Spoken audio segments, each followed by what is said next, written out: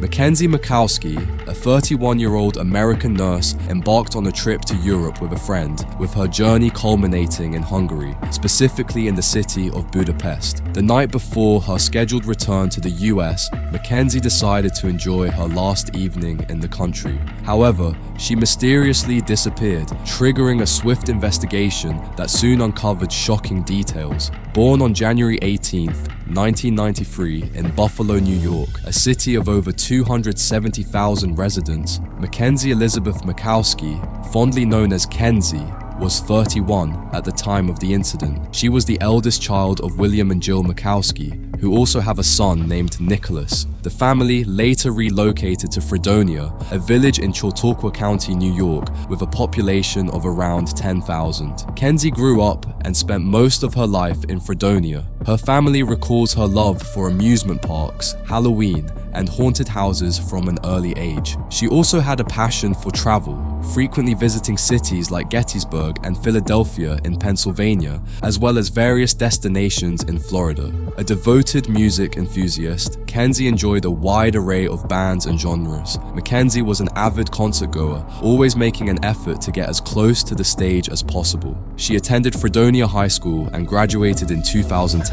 Friends and classmates remember her as funny, kind, and deeply empathetic. After high school, Mackenzie pursued her passion for healthcare by studying nursing at Trocaire College, a private Roman Catholic institution in Buffalo. She later continued her education at Damon College, where she specialized in neurosurgery and earned a prestigious scholarship aimed at advancing nursing education. Mackenzie gained extensive experience during her training, working as a registered nurse, head nurse, preceptor, and intensive care nurse in both the Neurological Intensive Care Unit and Medical Intensive Care Unit at Buffalo General Medical Center, the very hospital where she was born. Eventually, Mackenzie relocated to Portland, Oregon, where she worked as a neurosurgery nurse at Providence St. Vincent Medical Center. Her colleagues praised her for her tireless work ethic, vibrant energy, and sharp sense of humor. Beyond her hospital roles in Buffalo and Portland, Mackenzie extended her care internationally by volunteering with the Hope for Tomorrow Foundation in Haiti and Ghana, showcasing her deep commitment to helping others. Through her work with the Hope for Tomorrow Foundation, Mackenzie collaborated with like-minded medical professionals, volunteering her time and expertise to deliver medical care to people in impoverished regions who otherwise had no access to treatment. Mackenzie also had a deep passion for travel, exploring countless countries around the world. Among her favorites were Hungary, Thailand, and Vietnam. She had also traveled extensively throughout Europe, as well as parts of the Middle East and Asia. Mackenzie was captivated by the cultures she encountered, embracing every new experience to the fullest. Her adventurous spirit extended to extreme sports, having tried skydiving, rock climbing, skiing, and diving. A few months before the events of this case, Mackenzie ended a 6-year relationship with a man named Kenton Riken.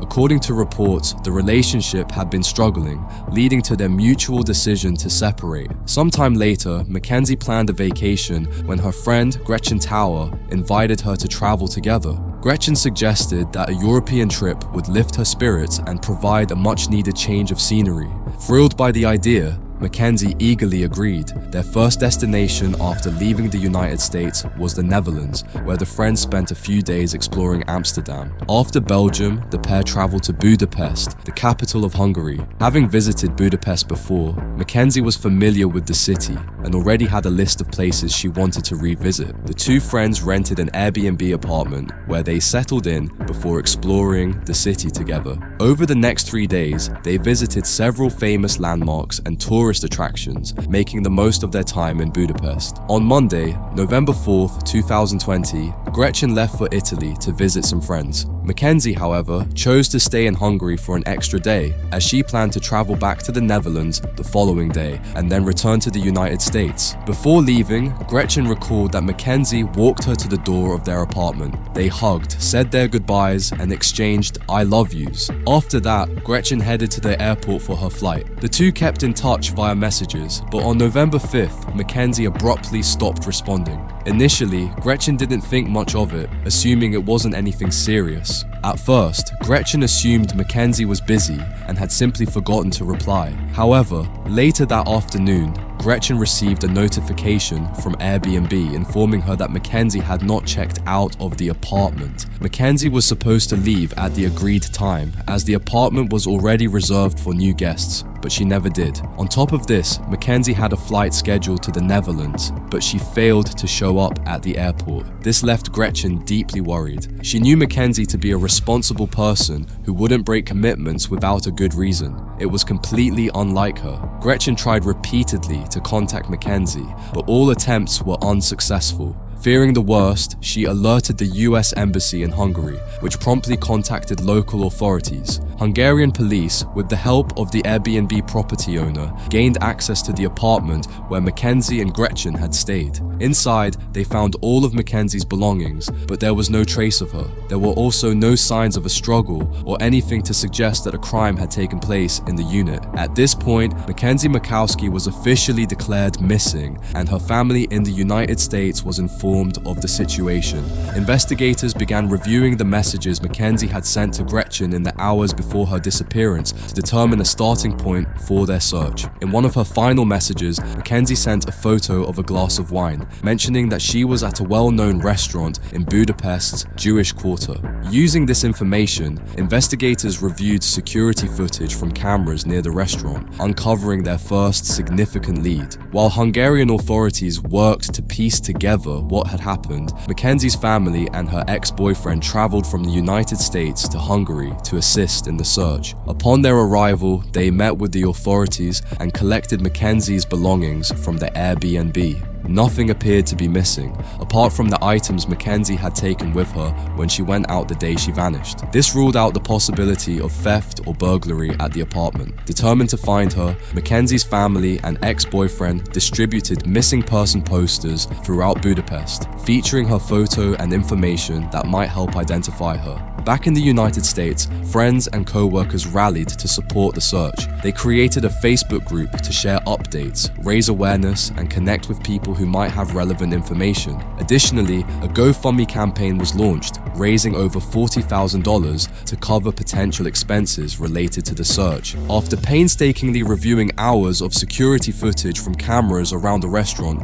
investigators uncovered a key detail. Mackenzie had spent much of the night in the company of a man. The footage revealed Mackenzie and a man walking together, visiting various bars and clubs throughout the evening. Investigators began retracing her steps, starting with the restaurant where Mackenzie had sent Gretchen the photo of her wine glass. After speaking with the manager and staff, the police confirmed that Mackenzie had indeed been there that night. However, they noted that she arrived alone and left alone. The investigation then moved to a nightclub, believed to be Mackenzie's next stop that evening. Interviews with the nightclub staff and security footage revealed that Mackenzie also arrived alone, but left with the same man seen in earlier footage. After leaving the club together, Mackenzie and the man visited several more bars before ending up at another nightclub called Kurt. With the help of neighborhood security cameras, police were able to map out their movements throughout the night. The trail led to a nearby apartment where Mackenzie and the man were seen entering together.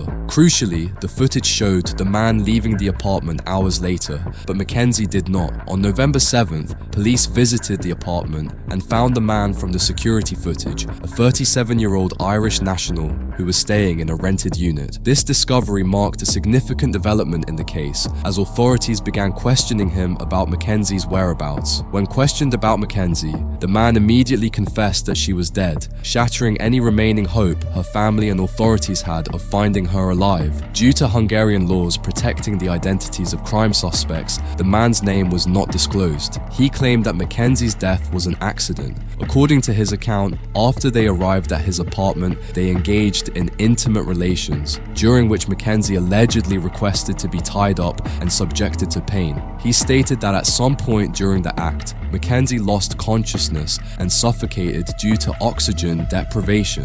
The man claimed he attempted to revive her but was unsuccessful. When asked by police where Mackenzie's body was, the man continued his explanation. He said that after realizing she had died, he panicked, fearing imprisonment for what he described as an unintentional act. In a state of panic, he placed her body in a wardrobe and cleaned the apartment to remove any evidence. Once the cleaning was complete, the man said he put Mackenzie's body in a suitcase, placed it in the trunk of a rental car, and drove nearly 93 miles to Lake Balaton.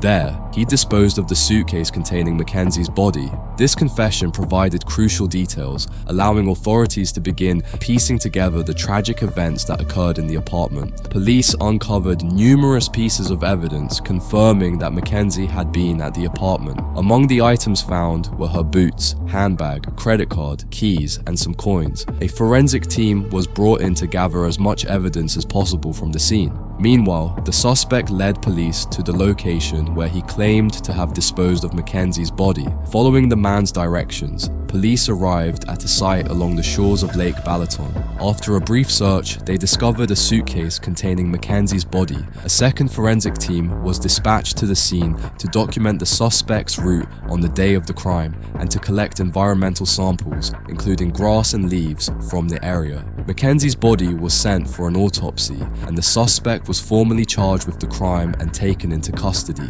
News of Mackenzie's death devastated her family and friends, who had desperately clung to hope that she would be found alive. Tragically, those hopes were shattered. During an analysis of the suspect's computer, investigators uncovered disturbing online searches conducted after the crime.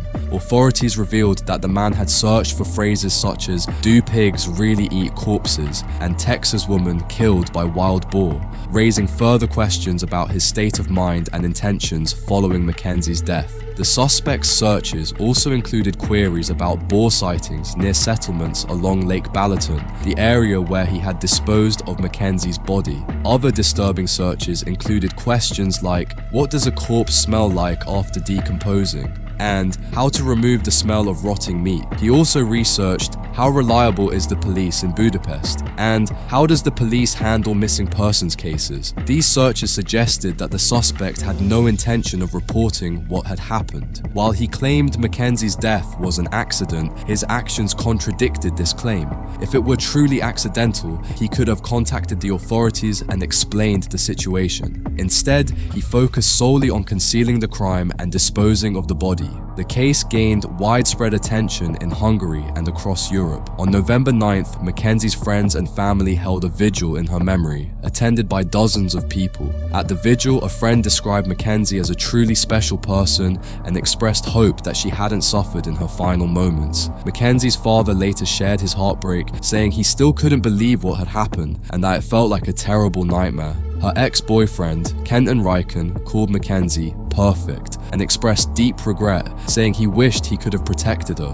At the time of this account, authorities had not disclosed the suspect's identity or the results of Mackenzie's autopsy. The investigation remained ongoing as family and friends continued to mourn the tragic loss of someone so dearly loved. According to some officers who examined Mackenzie's body and later spoke in interviews, evidence suggested she was likely suffocated. While the accused continued to insist that her death was accidental, Mackenzie's family firmly rejected this claim. To them, the man acted with intent, and they remain convinced that it was no accident. If convicted, the 37-year-old Irishman could face life imprisonment under Hungarian law, with the possibility of parole after serving 35 years of his sentence. The funds raised through the GoFundMe campaign were used by Mackenzie's family to bring her body back to the United States and cover travel expenses as well as the costs of her funeral, which took place on January 18th, 2025. A memorial service and celebration of life were held at Asbury Hall in Buffalo, drawing a large crowd of people who came to pay their final respects to Mackenzie.